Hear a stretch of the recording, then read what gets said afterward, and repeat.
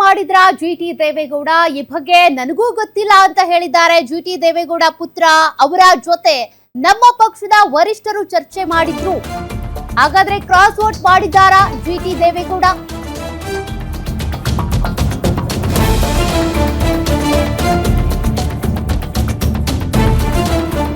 ನಮ್ಮ ಪಕ್ಷದ 18 ಶಾಸಕರು ಒಗ್ಗಟ್ಟಾಗಿದ್ದೇವೆ, ಅವರು ಆತ್ಮಸಾಕ್ಷಿಯಂತೆ ವೋಟ್ ಹಾಕಿದ್ದೇನೆ ಎಂದಿರುವಂತಹ ಬಗ್ಗೆ ನನಗೆ ಗೊತ್ತಿಲ್ಲ.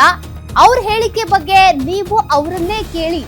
ವಿಧಾನಸೌಧದಲ್ಲಿ ಜೆಡಿಎಸ್ ಶಾಸಕ ಹರೀಶ್ ಗೌಡ ಹೇಳಿಕೆ ಕೊಟ್ಟಿದ್ದಾರೆ, ಜಿಟಿ ದೇವೇಗೌಡ ಅವರ ಪುತ್ರ. ಹಾಗಾದ್ರೆ ಜಿಟಿ ದೇವೇಗೌಡ ಕ್ರಾಸ್ ವೋಟ್ ಮಾಡಿದ್ರ ಅಥವಾ ಜೆಡಿಎಸ್ ಅಭ್ಯರ್ಥಿಗೆ ಮತದಾನ ಮಾಡಿದ್ರ ಗೊತ್ತಿಲ್ಲ. ಅವರೇನ್ ಬಹಿರಂಗವಾಗಿ ಹೇಳ್ಕೊಂಡಿಲ್ಲ. ಹರೀಶ್ ಗೌಡ ಕೂಡ ಇದಕ್ಕೆ ಸಂಬಂಧಪಟ್ಟಂತೆ ಅವ್ರ ಹೇಳಿಕೆಗೆ ಅವ್ರ ಹತ್ರನೇ ನೀವು ಪ್ರತಿಕ್ರಿಯೆ ಕೇಳಬೇಕು ಅಂತ ಮಾತನಾಡಿದ್ದಾರೆ.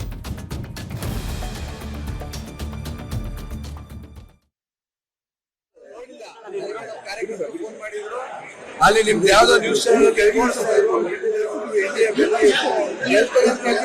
ತೋರಿಸ್ತಾ ಇದ್ರು, ನಾನು ನೋಡಿಲ್ಲ ಅಂತ.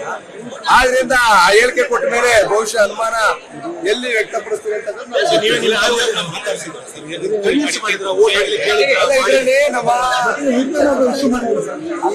ನಾನು ಪಕ್ಷದ ವತಿಯಿಂದ ನಮ್ಮೆಲ್ಲ ವರಿಷ್ಠರು ಸಹ ಅವ್ರ ಜೊತೆ ಚರ್ಚೆ ಮಾಡ್ಲಿಕ್ಕೆ ಮಾಡಿದ್ದಾರೆ. ಬಹುಶಃ ಅವ್ರೇ ಹೇಳಿಕೆ ಕೊಟ್ಟಿದ್ಮೇಲೆ